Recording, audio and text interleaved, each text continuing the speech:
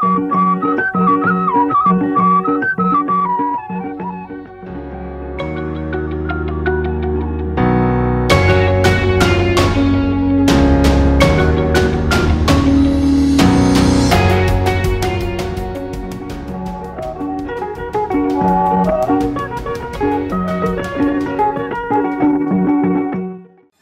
समसामयिक नीतिगत मुद्दाहरूमा केन्द्रित विशेष कुराकानी कृषि संवाद।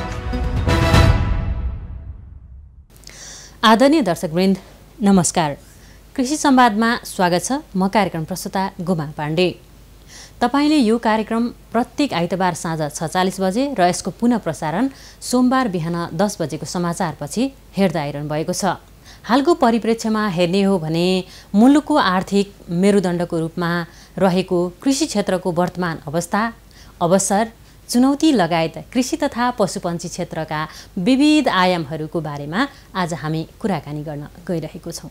कृषि अनुदान तथा कृषिमा लगानी दशक सम्बन्धी विषयमा के कस्तो कुराहरू भइरहेको छ र कसरी आगामी दिनहरूमा अगाडि बढ्ने योजना छ भन्ने विषयका कुराकानी गर्नका लागि आज हामीसँग हुनुहुन्छ नेपाल सरकार कृषि तथा पशुपन्छी विकास मन्त्रालयका सचिव डाक्टर राजेन्द्र प्रसाद मिश्रज्यूसँग कुराकानी गर्न गइरहेका छौँ।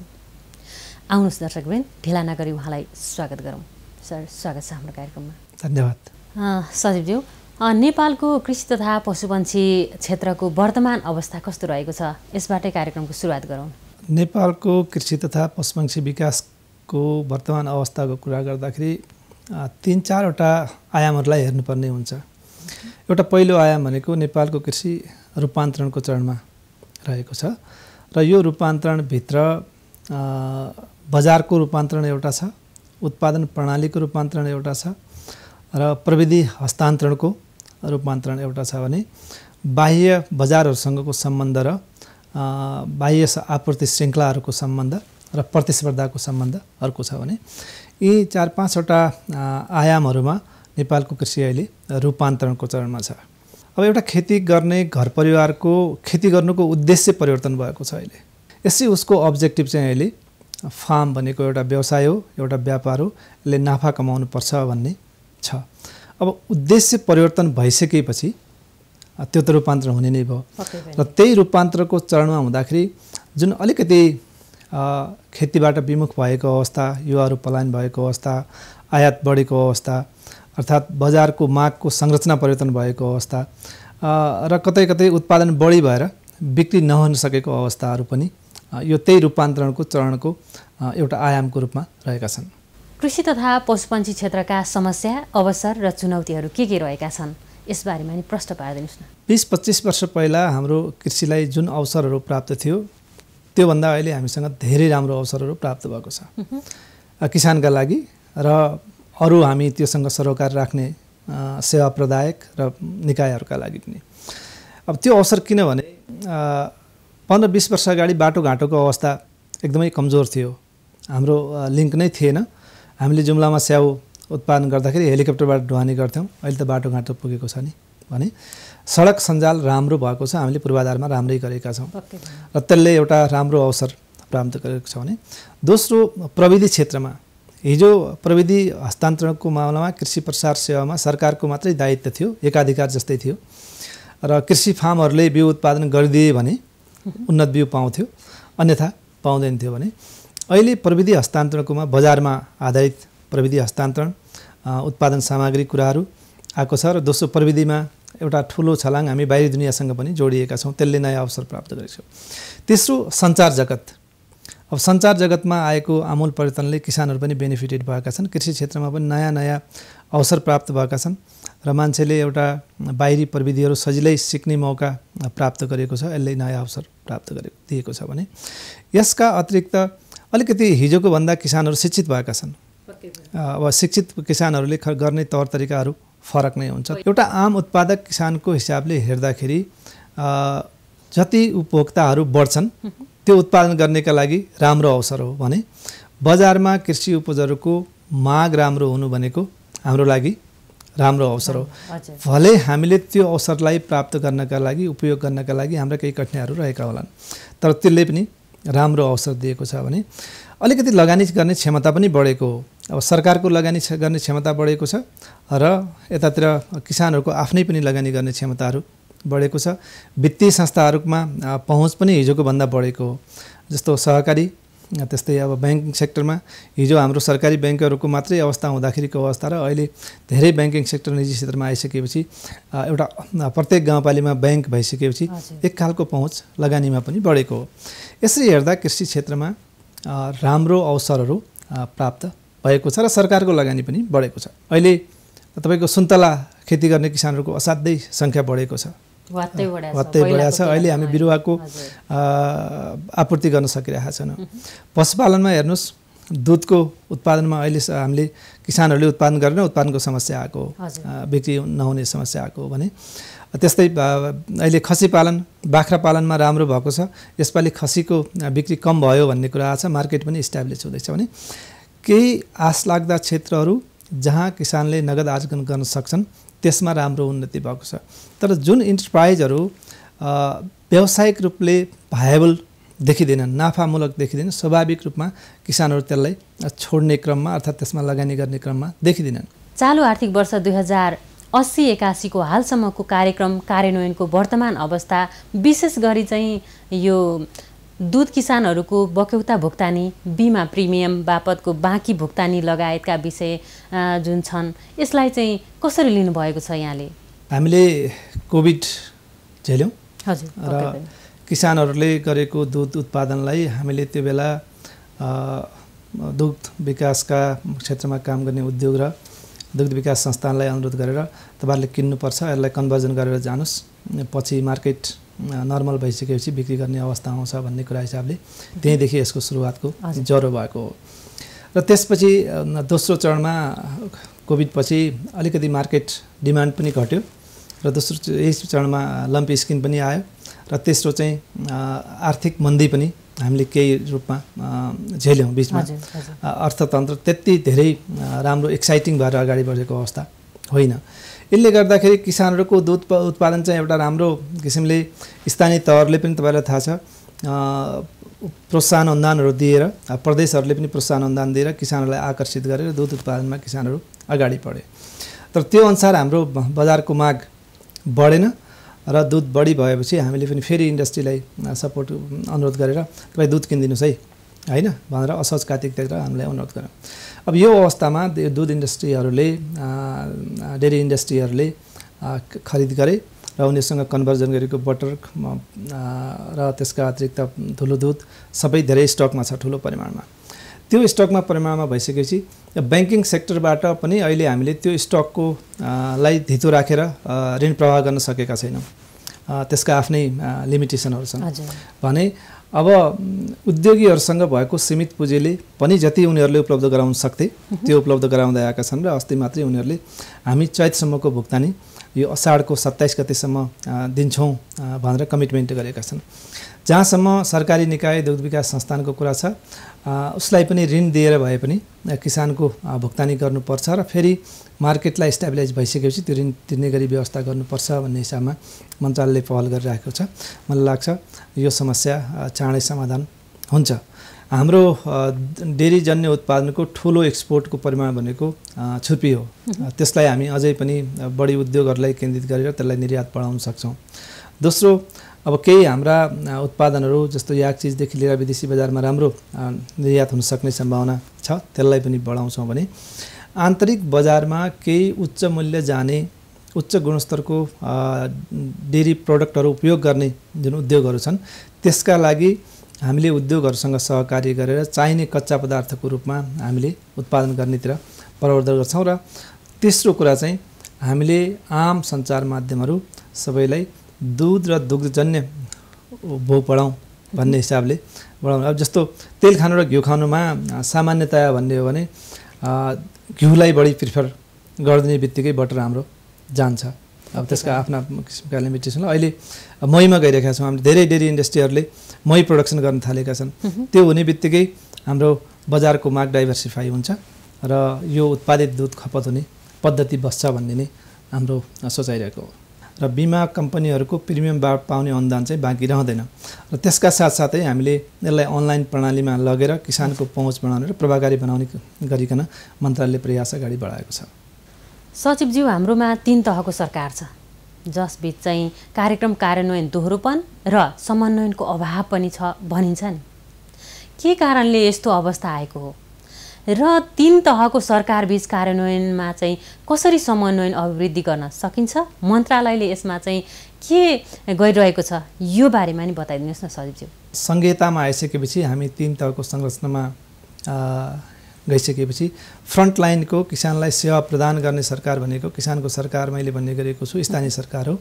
र त्यसपछि प्रदेश सरकार छ र त्यसपछि हामी सङ्घीयमा छौँ भने यो 3 तहलाई 2 खालको लयमा ल्याउने प्रयास मन्त्रालयले गरिरहेको छ। एउटा चाहिँ राष्ट्रिय प्राथमिकताहरू, राष्ट्रिय आवश्यकताहरू र राष्ट्रिय चुनौतीहरू तलसम्म पुग्नुपर्छ र स्थानीयसम्म नै यो कुरा बुझिनुपर्छ, ताकि हाम्रा राष्ट्रिय प्राथमिकतामा हामीले काम गर्नुपर्छ है भन्ने एउटा वातावरण बन्नुपर्छ भने स्थानीय आवश्यकताहरू सङ्घसम्म आउनुपर्छ, सङ्घीय मन्त्रालयसम्म आउनुपर्छ र प्रदेशमा हुँदै आउनुपर्छ, त्यो भन्ने कुरा हो। यसका लागि हामीले रिसेन्टली गत वर्षदेखि योजना समन्वय तथा अनुगमन निर्देशिका बनाएर स्थानीयबाट नै हामी कसरी फ्लो मिलाउन सक्छौँ, यसलाई लयमा ल्याउन सक्छौँ भनेर काम गरेका छौँ। त्यसले धेरै हदसम्म सुधार भएको छ। र दोस्रो कुरा, हामीले प्रदेश मन्त्रीहरूसहित सङ्घीय कृषि मन्त्रीको अध्यक्षतामा एउटा हाम्रो विषयगत समिति रहेको छ। हामी हरेक चौमासिकमा त्यसको बैठक बस्छौँ र त्यसले पनि हामीले 8-10 वटा बैठक गरेर यसलाई समन्वयलाई प्रभावकारी बनाउने प्रयास गरेका छौँ। तर अब अन्तर सरकारको समन्वय पार्ट र अन्तर निकाय समन्वयको पार्टमा फङ्सनल रूपमा केही न केही विकनेसहरू रहन्छन्। त्यसलाई अद्यापि हामी सुधार गरेर लैजाने प्रयासहरू गरिरहेका छौँ। कृषि अनुदानका सम्बन्धमा हुने गरेको चाहिँ टीका टिप्पणी र कृषि अनुदानलाई चाहिँ थप पारदर्शी प्रभावकारी बनाउन मन्त्रालय चाहिँ कस्तो खालको भूमिका खेलिरहेको छ? जुन हामीले व्यावसायीकरणको फेजमा जाँदाखेरि किसानहरूलाई स्टार्टअप अनुदानको रूपमा केही प्रस्तावमा आधारित अनुदान दिने र यसमा इलाइटहरूको अलिकति सोसियली र इम्पावर्ड ग्रुपहरूको पहुँच बढी भयो र आम किसानसँग पुगेन भन्ने चाहिँ जुन गुनासो आएको छ त्यसलाई हामीले सुधार्दै लगेका छौँ। अहिले पछिल्लो चरणमा हेर्नुभयो भने सामान्य निवेदनका आधारमा गाइडेड खालले यो अनुदानहरू प्रवाह गर्नुपर्छ भनेर प्रदेशहरूलाई र स्थानीय तहलाई पनि गरिरहेका छौँ। त्यसले गर्दाखेरि यसलाई हामी युनिभर्सल सपोर्ट प्रोग्रामको रूपमा लैजाने प्रयासमा हो मन्त्रालय। एउटा किसान भइसकेपछि उसले पाउने सुविधाहरू, उसले पाउने सहुलियतहरू अनुमान योग्य हुनु पर्यो र क्यूमा पनि हुनसक्छ। कसैले फलफुलको बोट माग्छ भने उसले यो वर्ष फलफुलको बोट पाएन भने अर्को वर्ष पाउँछ है मैले भन्ने एस्योर भएर उसले आउने वातावरण बन्नु पर्यो, ताकि हुनु पर्यो भन्नेमा हामी मन्त्रालयले प्रयास छ। तर पनि स्थानीय तह र प्रदेश पनि आफै यस्तो खालको पद्धति बनाउने, नीति बनाउने, कानुन बनाउनेमा अहिले संविधान त स्वायत्त भएको हुनाले सबै सङ्घीय मन्त्रालयले निर्देशित गरेको विषयहरू लागू हुन्छ भन्ने छैन। तर सङ्घीय मन्त्रालयले गर्ने काममा हामी कसियस छौँ र हामी निरन्तर यसमा सुधार गरेर लगेका छौँ। अब जहाँसम्म दोहोरो अनुदानको कुरा यहाँहरूले गर्नुहुन्छ, दोहोरो के हो र दोहोरो के होइन भन्ने कुरा। अब एउटै व्यवसायका लागि अर्थात् एउटा भैँसी पालनका लागि सङ्घबाट पनि 5 लाख रुपियाँ लियो, प्रदेशको प्रोग्रामबाट पनि 5 लाख रुपियाँ लियो भने त्यो दोहोरो अनुदान, दोहोरो। अब कृषि कर्जामा अनुदान पायो, रासायनिक मलमा पनि अनुदान पायो भने त्यो दोहोरो होइन। त्यो विभिन्न खालका अनुदानका जुन सपोर्टका कुराहरू छन् ती दुईटा छन्। एउटा कम्पिटिटिभ खालको अर्थात् एकले दोस्रोलाई नेगेट खालको कम्पिटिङ भन्छौँ हामी, अर्को चाहिँ कम्प्लिमेन्ट्रीहरू हुन्छन्। कम्प्लिमेन्ट्री अनुदान चाहिँ दोहोरो अनुदान होइन। त्यसले गर्दाखेरि दोहोरो अनुदानलाई हामीले अलग तरिकाले व्याख्या गरेर लैजाने, जस्तो कोशी प्रदेशले गरिसकेको छ दोहोरो के हो होइन भनेर, र अरू प्रदेशलाई पनि त्यही अनुसारको अनुरोध गरिरहेका छौँ। र तेस्रो कुरा यसैमा हामीले अब कृषि ऐनको ड्राफ्ट विधेयकको फेजमा छ र यो आइसकेपछि त्यसले पनि यसलाई क्लियर गरेर लान्छ कि दोहोरो के हो, दोहोरो के होइन र के पाउँछ के पाउँदैन भन्ने कुरामा मन्त्रालयले यसलाई क्लियर गरेर लाने प्रयास गरेको छ। आगामी आर्थिक वर्ष 2081-82बाट कृषिमा लगानी दशक सुरुवात गर्ने घोषणा भइरहँदा यसको सान्दर्भिकता र मन्त्रालयको तयारी कस्तो छ? विशेष गरी निजी क्षेत्र, सहकारी र कृषि उद्यमीबाट कस्तो लगानी अभिवृद्धि सरकारले अपेक्षा गरेको छ? एउटा साना किसानले अहिलेको बाली प्रणालीबाट जति नगद आर्जन हुन्छ, जति उत्पादन हुन्छ, त्यसले उसलाई चाहिने वार्षिक पारिवारिक आय पुग्दैन। त्यो नपुगेपछि उसले सर्टेन त त्यसबाट थेक्छ र बाँकीका लागि त उसले कि त श्रम बजारमा आउनु पर्यो कि विदेश जानु पर्यो, त्यसले उसको पारिवारिक आवश्यकता पुरा हुन्छ। तर सहकारीबाट पनि कृषिमा लगानी भएन। आन्तरिक रूपमा रोजगार बढाउने हो, आन्तरिक रूपमा एउटा सर्कुलर इकोनोमी विकास गर्ने हो भने अब सहकारीले पनि यसमा लगानी गर्नुपर्छ, किसान सहकारीहरूले पनि। भने त्यसका लागि केही हामीले नीतिगत सुधारहरू वातावरण बनाएर जानुपर्ने आवश्यकता छ। तेस्रो भनेको जबसम्म निजी क्षेत्रको लगानी आउँदैन तबसम्म सरकारको लगानी मात्रै अपर्याप्त हुन्छ कृषिको रूपान्तरणका लागि। अब कहाँनिर लगानी गर्ने भन्ने कुराको हिसाबले हेर्दाखेरि उत्पादन सामग्रीहरू प्रविधि बजार एउटा छ, त्यसमा सेवा बजार एउटा छ, त्यसमा लगानी गर्न सक्छ निजी क्षेत्रले। दोस्रो उत्पादनमै लगानी गर्न सक्छ, बगैँचाहरू व्यवस्थापन गर्ने, पशुपालन गर्ने, चिया गर्ने, अलैँची गर्ने, हरेक हाम्रो डाँडाकाँडाको भ्यालु छ नि, हाम्रो पहाडी क्षेत्रको भूगोल साह्रै उत्पादक हो। चौथो आयामको रूपमा हामीले सरकारको आफ्नै लगानीलाई केन्द्रित गरेका छौँ। स्थानीय तह, प्रदेश सरकार र सङ्घीय सरकार मिलेर 1 दशकसम्म कन्टिन्युअसली कृषिको पूर्वाधारहरू, कृषिको व्यवसायीकरणमा, कृषिको प्रतिस्पर्धा क्षमता बढाउनमा र कृषि बजार सञ्जाल विकासमा। सबभन्दा हाम्रो कमजोरी के हो भने आन्तरिक कृषि बजार प्रणालीको सञ्जाल छैन र कहिलेकाहीँ आन्तरिक बजार प्रणालीको सञ्जाल नहुँदाखेरि बाह्य बजार प्रणालीले हामीलाई छोपिदिन्छ। अहिले भएको त्यही हो र एउटा प्रतिस्पर्धात्मक आन्तरिक बजार प्रणाली पनि बनाउनुपर्छ भने यो किसान, निजी क्षेत्र, सहकारी र सरकारको लगानी साथसाथै हामीले विकास साझेदारहरूलाई पनि हामीलाई सहयोग गर्नुहोस् है यसमा। अन्यथा हामी एउटा खाद्यान्नको रूपमा, कृषिको रूपमा असाध्यै परनिर्भर मुलुकको रूपमा स्थापित हुने सम्भावना धेरै छ र यसले भोलिको दिनमा धेरै ठुलो जोखिमहरू निम्त्याउन सक्छ। त्यसलाई हामीले सहयोग गर्ने हाम्रा मित्रहरूलाई, हाम्रा विकास साझेदारहरूलाई पनि 1 दशकसम्म कम्तीमा हामीलाई कृषिलाई अलिकति सपोर्ट गर्ने किसिमले जाउँ भन्ने हिसाबले हामीले अनुरोध गरेको यो एउटा अभियान हो, यो एउटा कुनै प्रोजेक्ट होइन। अन्तिममा सचिवज्यू, कृषि तथा पशुपन्छी क्षेत्रका विद्यमान समस्या र चुनौतीलाई चिर्दै यस क्षेत्रको विकासलाई नयाँ गति दिन मन्त्रालयको आगामी कार्यदिशा चाहिँ कस्तो रहेको छ? पहिलो कुरा त के हो भने सडकहरू केन्द्रित भएर कृषिको व्यावसायिक ग्रिडहरू बनाऊँ, सडक केन्द्रित कृषि क्षेत्रमा लगानीलाई केन्द्रित गरौँ भन्ने एउटा पार्ट हामीले प्रयास गरेको। दोस्रो पार्टमा के हो भने कृषि र उद्योग जोडिनुपर्छ। उत्पादक किसान र यो उद्योग जोडिएन भने उद्योगले पाउने कच्चा पदार्थ पनि रिलायबल हुँदैन र यतापट्टि किसानलाई पनि एस्योर मार्केट हुँदैन भने एउटा बाइब्याक सिस्टमको आधारमा उद्योग र कृषिलाई जोड्ने प्रयास दोस्रो हो। अब तेस्रो हाम्रो राष्ट्रिय प्राथमिकता लामो अवधिदेखि रहेको खाद्य सुरक्षा हो। खाद्यान्न बालीहरूमा आत्मनिर्भर हुनुपर्छ भन्ने हाम्रो लामो मिसन हो, त्यसमा काम गरिरहेछौँ भने अर्को मिसन हामीले रैथाने बालीहरूको मिसनलाई कतिपय बेला जलवायु परिवर्तनलाई झेल्नका लागि रैथाने बालीहरू एकदमै सक्षम छन्, त्यसको पोषणको भ्याल्यु र त्यसको अरू पार्ट पनि यसमा रहेको छ भने 1 गाउँ 1 कृषि प्राविधिकको तलबको साझेदारी हामीले सङ्घीय मन्त्रालयले गरिरहेछ। 200 भन्दा बढी भेटनेरी डाक्टरहरूको तलब अहिले सङ्घीय मन्त्रालयले दिएको छ स्थानीय तहका लागि। 400 भन्दा बढी कृषि अधिकृतहरूको तलब सङ्घीय मन्त्रालयले अस्थायी पोजिसनको लागि अहिले दिइराखेको छ। यो स्थायी भन्दा बाहेक हो भने यस्तो जनशक्ति मोबिलाइज गरेर स्थानीय तहमा सेवा प्रभावलाई गुणस्तरीय बनाउने प्रयास चाहिँ सङ्घीय मन्त्रालयले गरेको छ भने अब यसका अतिरिक्त हामीले निर्यातका लागि के गर्ने त? निर्यातका जोनहरू घोषणा गरेर, निर्यातको क्षेत्रहरू घोषणा गरेर त्यो क्षेत्रमा एकीकृत लगानी गरेर निजी क्षेत्रलाई पनि लगेर हामीले निर्यात गर्ने, हाम्रा तुलनात्मक लाभ भएका बाली वस्तुहरू सीमित छन् त्यसमा काम गर्ने भन्ने मन्त्रालयको हो। यी सबै प्रयासहरूलाई हामीले प्रदेश र स्थानीयसँग सहकार्य गरेर अगाडि बढाउने गरेका छौँ। हुन्छ सरज्यू, आफ्नो महत्त्वपूर्ण समय दिनुभयो, यहाँलाई धेरै धेरै धन्यवाद। धन्यवाद, नमस्कार।